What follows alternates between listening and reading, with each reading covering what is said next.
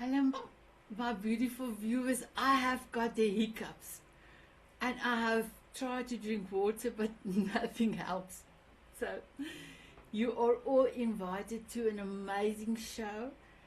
One of our Slim members, Ted McLayman, is going to do an amazing masterclass for all those amazing healers out there and coaches how to bring money into the equation. So we will be inviting you back in a few seconds.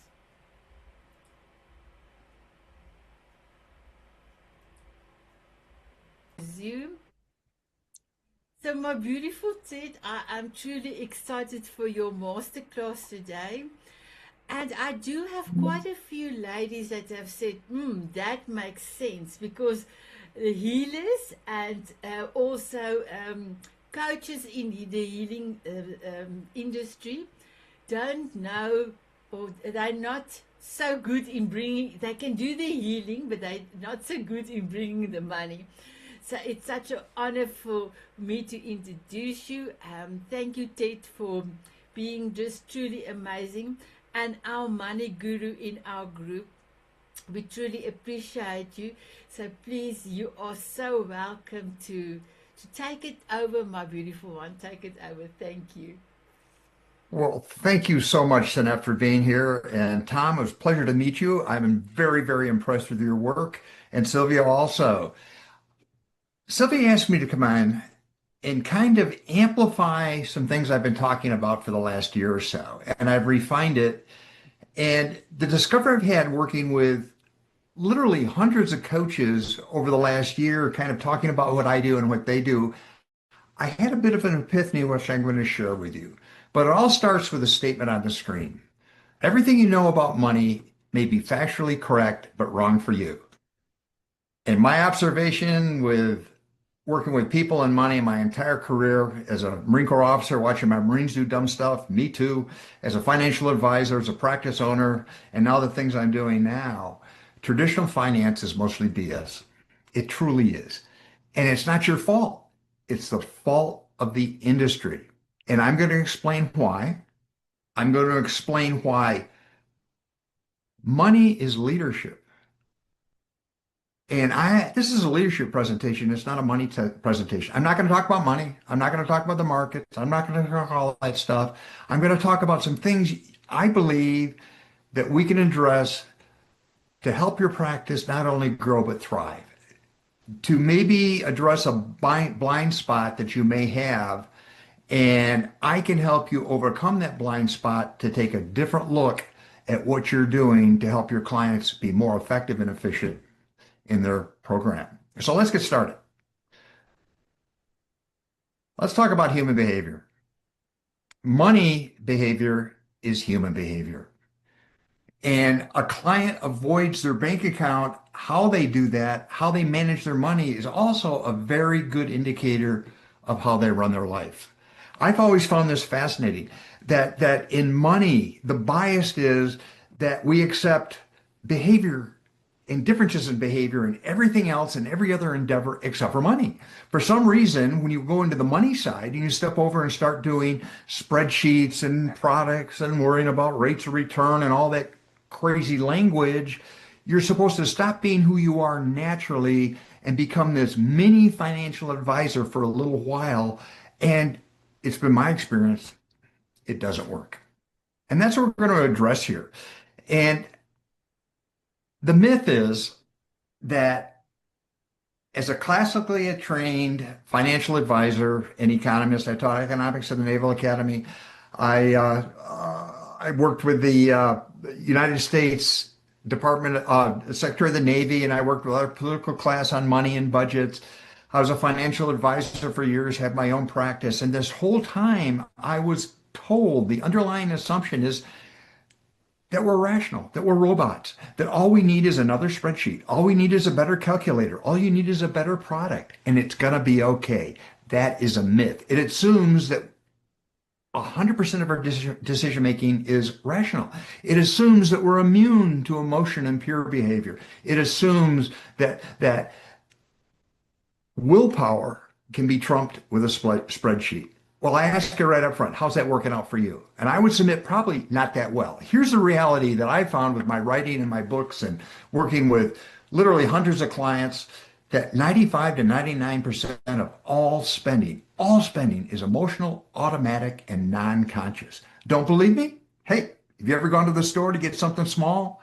And you go in there and you're in the scavenger hunt to find the milk, and it's way in the back of the room. And as you're meandering, doing the serpentine through the aisles, you go through the deli section, and of course you need a little deli meat, and you go to the back, and there's this wonderful, wonderful new offering, and you try that, and you pick up some other things. You go to the back, you finally find the dairy, you leave, you pay, you spent 4 times more than you thought. You go back home and you forgot the milk and bread. I mean, that's who we are. We're human. We do human things with money. Check your closet. Why do you have 9 pairs of blue jeans and 75 pairs of shoes or whatever? I mean, if we were all rational, we would all dress alike, act alike, eat alike, and live alike. That's not who we are. We're human. We are driven by neurotransmitters, chemicals. Our brain with money is addicted to dopamine. Dopamine is a feel-good stimulant that anticipates where we're going. Let me give you an example. If you've ever been online and you log into maybe any of the browsers, you go to Amazon and you look at something and you're kind of all excited, and I can tell your heartbeat comes up, your eyes dilate, your feeling brain is taking this in, and you are in the moment. Now, a couple of scary things happen here. Dopamine is released and you start anticipating owning that product. And Amazon knows that, and they're going to follow you for the rest of your life. And they pop up the corner of the screen. They pop up on your phone. They pop up in your web. And it just reinforces and primes you to buy something that you may not even need. You don't know why you needed it, but non-consciously, the dopamine is driving you to do it. And here's something also fascinating. Dopamine doesn't last forever. Normally, after you buy that product, it's not as new as it used to be. It's not as exciting. That new car feel goes away. And you no longer drive through the neighborhood at 20 miles an hour to make sure everybody knows you just bought a new vehicle. Nope. What we need to understand is also our brains are not good at a lot of options. And if you go into a place like Costco in the United States, or any 100,000 square foot or 800 meters store, and it's just stuff, and it's colors and opportunities, and your brain can't handle that, and they know that. And they make it more difficult by resetting the store every now and then. So what you need to understand here is the financial industry and the financial gurus are trying to tell you that this is where you need to be because you're a rational being. Not really. You're over here. Accept it. That's what I'm talking about today. Accept the fact that you're human and you're always going to do human things with money. Once you understand that, the aha moment comes together and you're going, wow, I can do that. And if you're a coach and you're working with people now, you work with this all the time. But I want to show you that adding this element to your practice can make you more productive, more effective, and probably amplify what you're doing. So where we're talking about next is, again, it's not only dopamine, but it's also oxytocin. That's the feel good. That's when you're in a group, our bodies give off stimulus and we want to be part of the group. It's peer pressure. And then the other thing that makes this so difficult is tech. A few years ago, it wasn't much of a problem. My grandfather used carbon paper when he signed a contract. There are people on this call that don't even know what carbon paper is. My father used 3-part pressure paper. You bear down with a pen and you got 3 copies, and last one you can't read, and that's the one they gave you. And then now it's digital. I live in a digital world. We all live in a digital world. And we know from a scientific point of view that if I give you cash and you put it in your hand, your brain reacts differently to that than it does with a digital credit card or vapor money, as I call it, on your phone. You don't treat it the same way. Here's an example. If you took a large denomination bill, maybe in the United States, a $100 bill, and put it in your purse or wallet, I bet you were capable of carrying that around with you for probably months. But as soon as you go out and you break it, you spend it, it's gone in days. That's human behavior with money. So where are we going here? And this is for all the coaches. And Linda and I had a wonderful uh, discussion on this, not just about a week ago. And that's Linda Grace Farley. That's one of the most amazing coaches I've ever seen. And she and I came together and we had a mind meld. And it was just like, we've known each other for years, but we hadn't. But we were saying the same thing in a different language. But we knew that we had to come together to help people do same things a little differently. Here's the iceberg in what I call money temperament. Money temperament is nothing more than your natural wiring with money.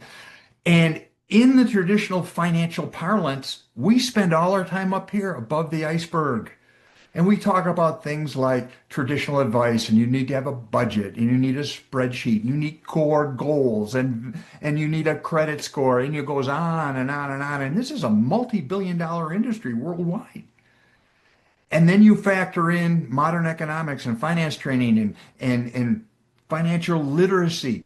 It's all oriented to teach you the stuff. Let me give you an example. If Linda called me up and said, Ted, I want you to teach me how to drive because I'm down in Florida. I want to get a sports car. I want to be able to shift a manual shift, and I got one, but I'm a little scared doing it. I said, Linda, I can help you out. I'm going to send you 7 or 8 YouTube videos. I've got a really good training guide I found on Amazon and a couple of engineering manuals because you need to know how a transmission works. Then at the end, I'm going to send you a little quiz, and if you pass it, I'm going to give you the keys and you go drive. How's that going to work out? As opposed to Linda, what's important about driving a sports car with a manual transmission to you? Okay, I'm going to listen. I want to know what's important to her, not what's important to me. And then I'm going to write down and see if that's where she wants to go and it's legal and she's capable of it. Then I'm going to ask another question. Linda, how's your driving temperament? How are you behind the wheel? When you're in traffic, are you a little one of that person nobody wants to be around? Or are you that person that was just enjoyable to be on a ride with? And how about dexterity? Do you have the capability of orchestrating the choreography of a clutch and a stick shift? Can you read and write? These are things I want to know. And then I'm going to take all that information. I'm going to ask one other thing. How do you process information? Are you visual, auditory, tactile? And then I'm going to design a program for you based on who you are that's unique to you, that's going to ensure not only you drive a vehicle correctly, you use the manual transmission the way it's intended, and you don't kill yourself. I help people drive money. That's what I do. It's not products and services. It's learning who you are so you can be effective with your money, just like Linda's going to be effective in her Miata with a 4 on the floor. So what we have to understand in our culture, money is an element that's above the line, the top of the iceberg. But we realize that everything that's important happens below the water. If you don't believe me, watch Titanic, okay? They missed that piece.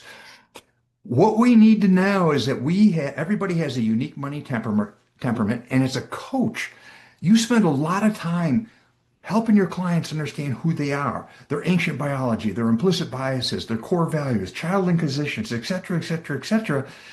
But I think you're missing one point because most coaches I know of and most businesses I know of do not address what I just talked about, money temperament. But money temperament is the common denominator of a modern society. You have to deal with money, and we don't deal with it all the same. So here's a learning point. If you're serious about your practice, as I go through the slide, take some notes. How can I help you do something simple for your practice, like teaching you to do exactly what you're doing right now, but tying money into the equation so you can do a little bit more because everything you talk about below the waterline also applies to money.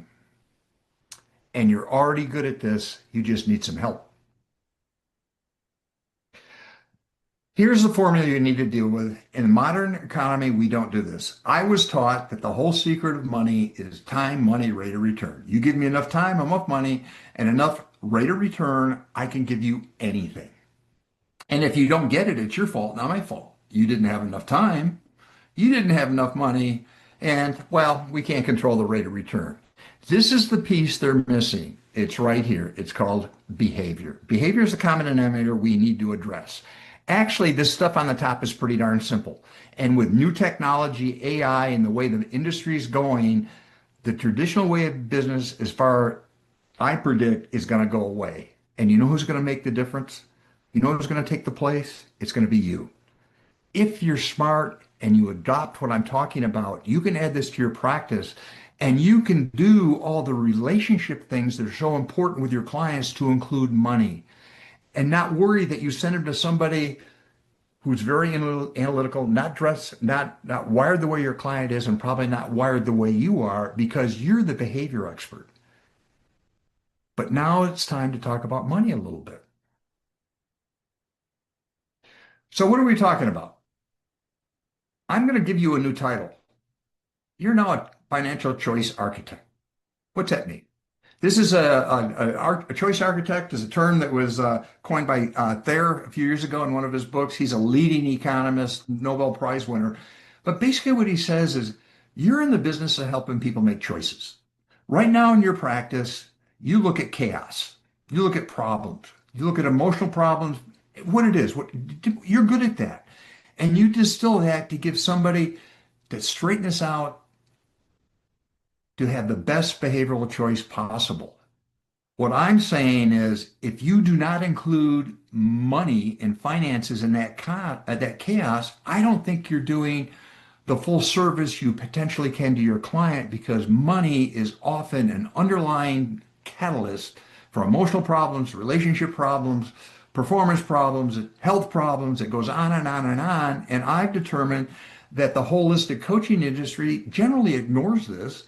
And the financial coaching business just reinforces the old way of doing things. So here's an opportunity. I'm proposing that you start doing is stop trying to fix the math.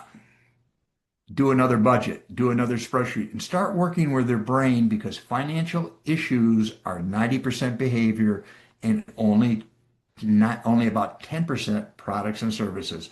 And you don't want to be in the product and services business anyhow. You're not licensed to do it. You have no business being there. Unless you are licensed, don't focus on that. Just do what you're doing and focus on the money as it applies to your current practice. Let me talk about my money behavior system. I've written 5 books on the subject. My current book, Confessions of a Reformed Financial Advisor, yep, it's mostly BS, is out now. And this is the foundation for what I'm talking about. And this is the textbook and the guidebook that I recommend that you use to bring this into your practice. And we can talk about how I can help you later. But there are 5 phases. Now, what's important about this? You notice that steps 4 and 5 are in a different color than 1 through 3. Step 5, incidentally, is the starting point for traditional financial planning and financial literacy. And I reject that because I found working with my folks, they were missing everything because they weren't talking about what I developed, which I think is more important. And I'm going to go back to Linda driving her Miata, and let's apply that Miata to her money. We're going to start at step 1, and we're going to have a value discussion. The value discussion simply is answering the question as best you can, what is important about money to you? But really important, to the point, I have an exercise, we drill down, we use NLP to get you to the point that there's nothing more important than this to you. If it doesn't happen, it's going to cause emotional anxiety, and you need to know what it's going to cost. And I don't care what it is because it's unique to you. See, here's another problem. We have too many people dictating what they think we should be achieving with our money. That's a false goal. Yours may be fundamentally different. As long as it's legal and moral, I don't care what it is, but you need to know what it is. So what I found when I worked with clients and other coaches and other folks when we're talking about money, I want to know their behavior with money and find out if it's aligned with their values. And let me explain. Somebody may sit down and profess that I want to do this and this is important about money. And I say, okay, here, let's take a look at your calendar and take a look at a bank statement and let's see where you're spending most of your time and let's see where you're spending most of your money. And quite often I found that what their behavior was indicating was important to them was not aligned with what they profess their values to be. That there is friction, which is going to cause emotional issues, anxiety, relationships issue, etc. Because nobody sat down and said, no, I think this is really important to me in life and I want to move in that direction. Values are the bedrock. Next, money temperament. Money temperament is just your natural hardwiring. And I've got an exercise in the book that'll take you through this, and I got some advanced profile. But think of money temperament is your unconscious, natural money DNA. It's who you are all the time with your money, spending, behaving, and acting very human with your money. Next, I want to know from a knowledge point of view, I call it money knowledge, but it's not technical knowledge because that's not nearly as important. What I want to know is your learning modality, it's called. How do you process information? Are you visual, tactile, auditory? Because in a consequential spending situation, you should demand that you're giving the information to you in a way you can best use it, assimilate it, process it, and make a good decision. Unfortunately, in the money business, the paperwork, the contract, the product, the end result is usually given to you in a way that is foreign to your natural learning modality. Example, you go in and buy a car. You've been on the internet, you've built it, you can smell it, you know what it looks like, you know the color, you've already given it a name. You go in the showroom and you're just being bathed with emotional stimulus, the colors, the sounds. They give you a cup of designer coffee. They sit there, a concierge comes over and helps you. You get to drive the car, you smell it, touch it. You can take it over the weekend. You've already bought this car before you went to the dealership because you bought it online non-consciously. But then you go into signing the contract and you've got to move from what I call your emotional brain to your thinking brain. And that's hard to do. You've got to do an interrupt because when you're in there signing that contract, that's a whole different ballgame. And if you don't make the adjustment, you're going to end up with a $10,000 or $20,000 navigation and sound system that you don't need, didn't want, but you bought. And you won't figure it out until you drive home. And in most cases, you can't figure out how to use it. That's human. That's humans being with money.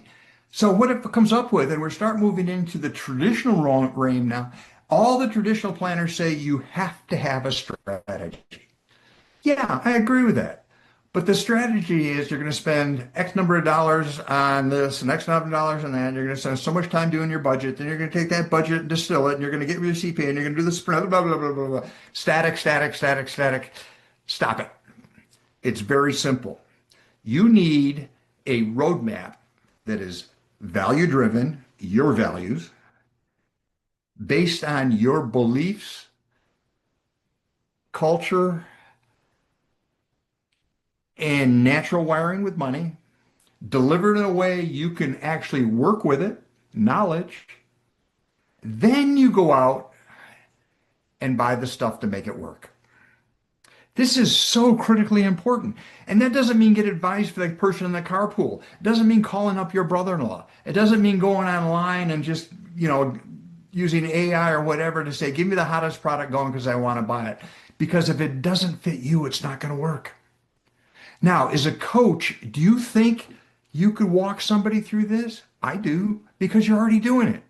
Most of you do this in your practice today. You may have different terminology, you may have different steps, but fundamentally, isn't that what you want to do? You benchmark where they are and what's important. You figure out how they're wired. You want to know how they make things happen. Then you help them design a strategy and go do it. It could be life coaching, fitness coaching, weight, I don't care. You're already doing this. All I'm saying is because money is so important, I believe it's important for you to now integrate this into your practice. So what are we saying? Behavioral financial wellness is the missing link from what most of you are doing. And used to be when I said you need to talk about money, used to people grab their heart, roll on the ground and say no way or run out of the room screaming because I thought I was going to teach them how to be a financial advisor. I'm not. There are enough people out there that do that stuff. There are enough people out there that like working with checkbooks and spreadsheets. Let them do it. But you need to prep your client out to go work for them. Okay, we're moving quick. So, what am I saying? You need a behavioral financial practice. What that simply means is a way to integrate the money behavior system into your process to measure a new revenue flow to increase the performance. And now you become a holistic behavioral choice architect. Does that make sense? You're hitting all the bases. You're talking to everything. And money is an important component of that. And I honestly believe that if you're not talking about money in one form or another, you're leaving a gap. And the reason this is important, if that gap is there, somebody else is going to fill that void. And it's probably somebody you don't know, somebody you'd have no control over. And those people you don't know have the capability of unwinding everything you've done over here. They're well intended. So think about this for a second. Behavioral financial wellness is leadership. I'm a leadership coach.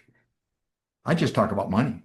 Behavioral financial wellness is leadership. It's personal leadership to have your own house in order with money. That means knowing who you are, know how you're wired, know your capabilities and limitations, because non-consciously, your money biases are influencing your clients, influencing the people around you. And you need to know what your dominant biases are.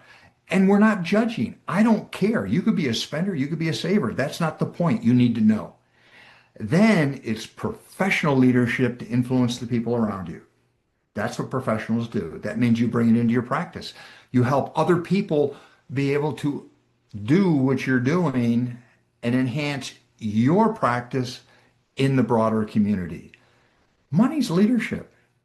We make it something it's not. It's leadership. It's professional leadership. It's personal leadership. And these are two words we never assigned to money, but we need to because this is important.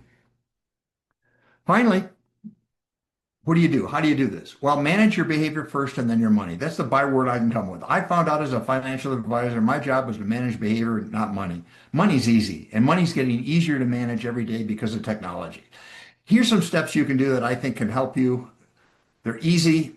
On the left is my book. I think you know where I'm coming from here. It's an easy read. It's really a guidebook, a textbook. You can use it in your practice. You can use it with your clients. And if you're going to be working with me, we're going to use this a lot. Read the book. Discover your money temperament and stop the financial sabotage, both for yourself and your practice. There's an assessment in the book. I recommend you take a look at it. Figure out what your wiring is. Join the movement. On my site, tedmcclimate.com, I've got a group that I'm putting together for coaches and consultants that want to sit down and talk about this. It doesn't cost anything. It's free. You just go to the site and sign up. But I want to have a forum where we can, without bias, without concern, without finger pointing, no dogma, what's the best way to approach this big element fit in the room? And it's called money. On the site, there's a 3-step guide. It'll help you get started. I've got some other tools. Just as a footnote, I learned yesterday that some people have some challenges in unloading this. If that's the case, just send me an email and I'll get you a copy. So what are we doing? Let's talk. Go to my site. Let's talk for 30 minutes. Answer your questions.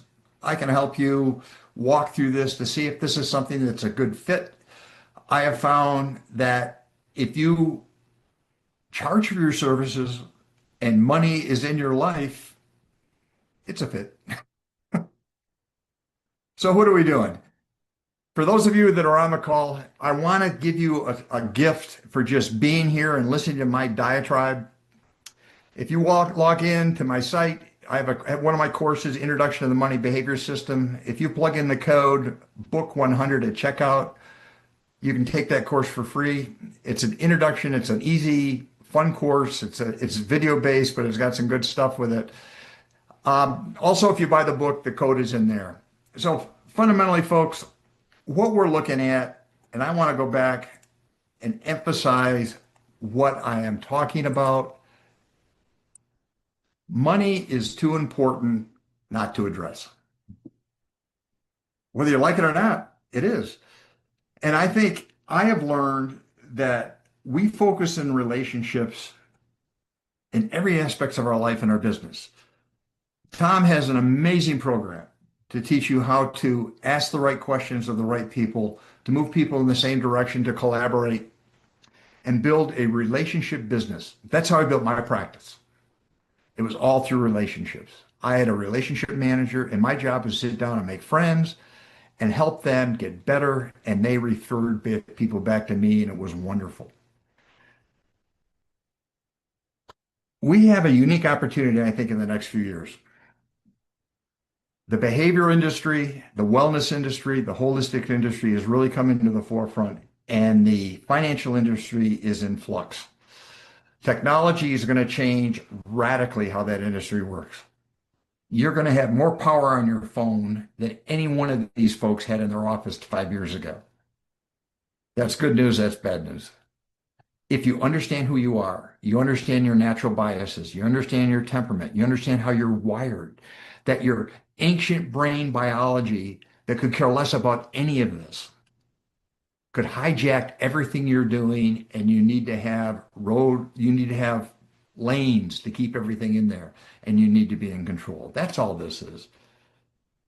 Behavioral financial wellness is leadership, but in the end, it's peace of mind in your chosen lifestyle. That's what we do. Are there any questions? Wow, thank you, Ted. So quick, just a summary. Money is leadership. I love that. So can I just quickly make my sound louder? Let me just do that. Just give me 1 second. Sound.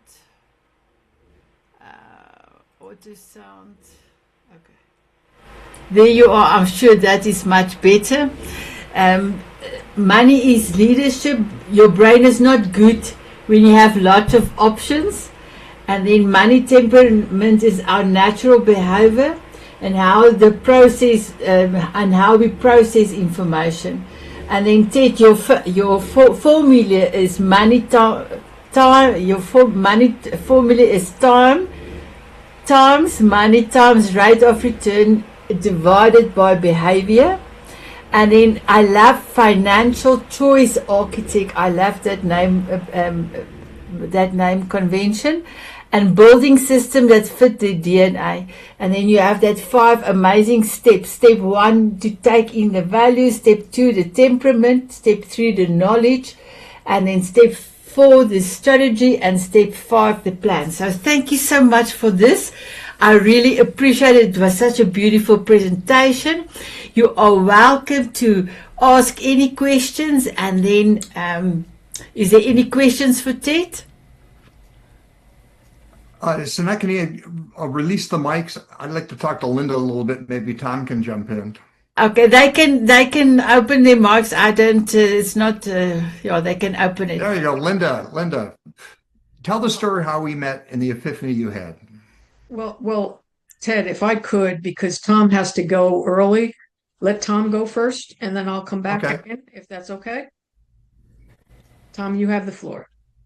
Well, thank you. And I do have to jump, as Linda knows. I'm going on stage in just a few minutes myself. That's my alarm going off. Anyhow, well done. I want to get to know you, Ted, and more. I like this. I like to look at how one interrupts the usual to create a new way to look at issues or problems or challenges, and you've done that with what you've presented today. So I don't have a question so much as a compliment to say how well done this was. It's so darn logical, and the trouble is when it stares you in the face, you go, oh, why not? So Absolutely. That's how things actually work. They become so logical that, it's, as I call them, they become clear that you cannot not pay attention to it. Right. Yeah. Thank you so much. And I hope to get to know you a little bit better. Excellent. Thank you. I came in with a booking that I I have to be the speaker in just a few, so I'm going to jump. But So Linda, you thanks for the intro. welcome. I get Very Thank it. you. well. Thank Thank you. you, Tom. Linda? So I'm all about energy and the esoteric, and we're both inalignable, Ted and myself. And all of a sudden, I get a invitation from Ted to connect. Okay, no problem. And we had a conversation. We set it up, and we had a conversation, and it just everything just blended in such a way that we realized, both of us realized, that we were meant to meet each other. Frequency wise, we're in alignment. And what he brings to the table is something that you're not going to see in today's society, because he's looking at it from the behavioral perspective, and everybody else is looking at it from a whole different programming, if you will, and conditioning perspective. And what Ted is showing, I mean, just imagine if you switched your mindset and like he was talking about values.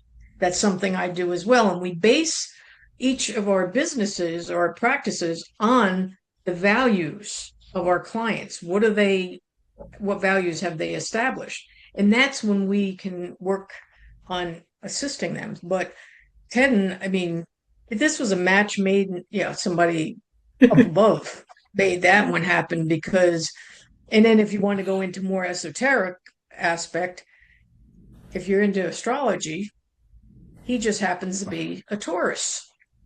And I was raised by a Taurus. My mom was a Taurus. My best friend who's in astrology is a Taurus. I'm comfortable with individuals because they are an earth sign, very powerful, down to earth, and Ted is. And what he brings to the table, there's nobody like him out there. So it's an honor, and I'm humbled to have. We would have never met, right, Ted? No, Because no, no, we no. have different, we have totally different group of friends. Our circles are different, but And together background. we understood, we came together. And I think that's divinely guided, and I'll just leave it at that. I will come back to you in a minute, Linda. Sylvie, here's my beautiful one. Thanks, Ted. I thought that was really great. With step 3, how to process info, I think I used to be a teacher, and we used to do a lot of multiple intelligences, and how every child learns differently. Well, I thought that was really good, because that transfers into money and how you spend money. And Yes. you said about processing things in a visual manner and tactile, etc. Like, I prefer to have the money in my hand. If you give me a credit card, I go stupid, and then I have the major guilt afterwards. So the thinking about processing and teaching people how to work with money in different ways, I think that makes a lot of sense. And catering Perfect. for their different ways of learning and processing is important. Yeah, I appreciate that comment. I think a lot of teachers, when I speak, I used to do a fair amount of working with the financial literacy industry, which is teachers, and they believe in mixed mode. They believe in offering the best environment possible for a student to teach, except for money, and it automatically digresses into this rote technical stuff. And that's, in my opinion, why we have so much trouble in all the countries I've been to. I've been to where you are. I've been down to I've lived around the world. It's universal. It's a universal issue. We just have problems with different stuff and different currency. And it's a human issue. We need to start addressing money as a human issue. And Sylvia, I think it's going to be an amazing idea if you take time to do a booking with Ted, because you are on the cusp of creating your own way of your ikigai, what you can serve to the world and what money you can receive from that. So I think that will be brilliant if you can also have a chat with Ted. And then Linda, I wanted to say to you, for me, beautiful Ted, I've done 2 master classes already for our group, and the way the first master class he did was to tell us about you are a spender or a savior. And I cannot tell you how many people had come back to me afterwards to say, Sanet, now I don't feel guilty because I'm a spender. It's okay, but now with my knowledge of behaving Ted gave us, now I can really look at everything. So truly, Linda, I also think I know Ted now 2 years, and his teaching is totally different than anyone else that I know about. So I want to say thank you, Ted, for giving us another masterclass, amazing masterclass. I just wanted to find out, is David, are you there, David? Do you want to say something for Ted or us? Well, sure. Thanks for the opportunity to say something. So I am a financial advisor, but I'm not a typical financial advisor. I don't work for a named, company or a household name company. I work for a small boutique firm, and I try to meet my clients, where they are. Just this morning, I had a young man who really, I asked him if he knew what a stock was and why companies issue them, and he said no. But he also knew that he wanted to invest in gas and oil because he thinks there's an opportunity there.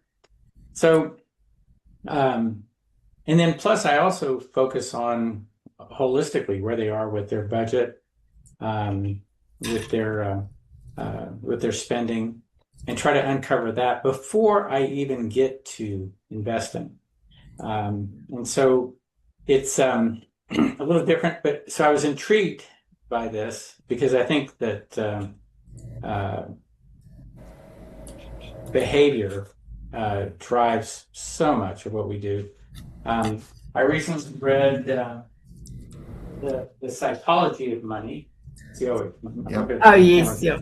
Yep, I've got that. And learned a lot about, well, it's not coming into focus, but Put it in front of your face. so much is driven by our behavior as opposed to what we know and think, and so I'm intrigued. I was just looking to see if I can schedule 30 minutes. Oh yeah, please do, David. I'd love to talk to you because here's what I found in the industry: the challenges as a new advisor or agent is to survive the first 24 months. That's called feed yourself. And the attrition rate is about 80%. Mm-hmm. Then it's sustain that and turn it into a career. I have found that the successful agents and advisors intuitively have adopted to their own style what I'm talking about. David, you are doing what I'm doing, but you do it according to you. You may not have the terms, you may not have it written down, but you're doing this because you're successful. If you weren't doing this, you wouldn't be on the call as a financial advisor. What I'm trying to do is open the door to the first 24 months for the new guy. I'm also know that this book becomes a very, very powerful tool to build a relationship with your client. Mm-hmm. And I use this with Michael. This is how I got started. This whole process started 10 years ago because I was not liking what they were telling me to do, and I said I'm going to do it my way because I've always been that way.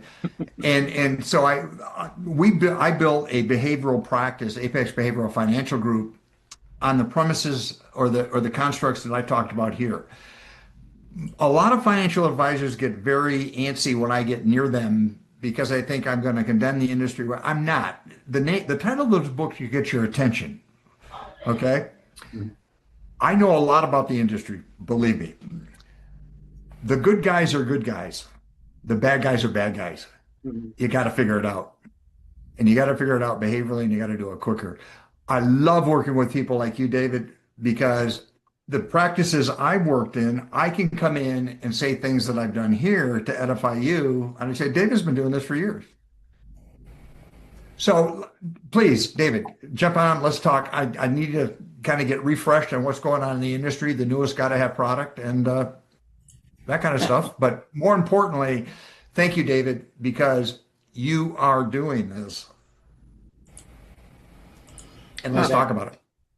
All right. Thank you. And then in the chat, a beautiful Linda and David, I did put out 2 groups because there's quite a lot of things in our group going. And I would love if you would love to join, you are welcome. And maybe you can come and inspire us. And then I have just added Ted's this first masterclass on money temperament. That the ladies had such an aha moment with the spending and the saving. You are welcome to go and have a look. And then, or you can also share it in your community as well. So, I just wanted to say, thank you so much for being here. This masterclass will go out to the 2 groups, Tanzanite Euros, our men's group, and then the Diamond Beauties, our women's group. But it's also going out on E360 TV. Currently we have over 100,000 people viewing the show. So you will all be part of the show that we are doing. So thank you so much for being here. And then there was one more thing, and I don't have my cell phone here. I am going to create a small group on Messenger. If you can connect with me, Sanet Van Breda. There's only 2 of us. I'm the one with the hat. I can add you to the group, and when I do the advertisement for this show, I can always, you are part of the group. I take some photographs as well.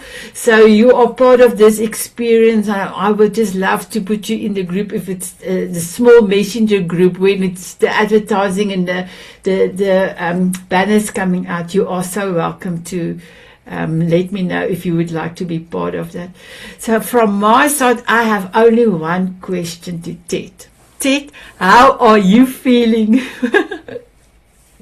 This is amazing. After talking to Linda, and she brought some stuff on my chart. And if you looked at my profile next to her, we should not only have never met each other, we should not be talking. But she enlightened me into some things, and I'm not going to get into the details, but it was scary. And the point I'm going to here is this is going to be an amazing year, and I want to thank you, Sanet, for giving me the opportunity. But I'm on a mission to change the world, and the world needs to have a different narrative with regard to money, and it has to go bottom up. It can't go top down. If you talk to the big banks and the big institutions, there's very little incentive to do what I'm doing. However, bottom up, people know, and I think Guy said it very succinctly. This is common sense. I wrote a book about this. Money Temperament, Your Common Sense Guide to Financial Peace of Mind. It is common sense. And with common sense people hear common sense stuff, they tend to do the right thing. So join the movement. Let's change the world. Thank you. Thank you. Thank you so much.